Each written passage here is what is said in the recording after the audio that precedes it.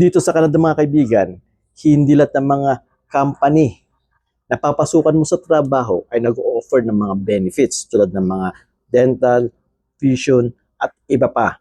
Kung isa ka sa mga nagtatrabaho sa isang company na nag-offer ng mga benefits, ay napakaswerte mo dahil malaking tulong yan at savings sa bawat individual. Kaya yung iba naman mga kaibigan ng mga individual dito na namamasukan na walang mga benefits, nagbabayad sila voluntary, monthly, na gaya ko. Few days ago mga kaibigan, appointment din ng annual dental check-up ko at ang bill ko mga kaibigan, $508.50 dahil meron akong binabayang insurance, voluntary monthly mga kaibigan, at ang insurance na to ay cover din niya ang dental.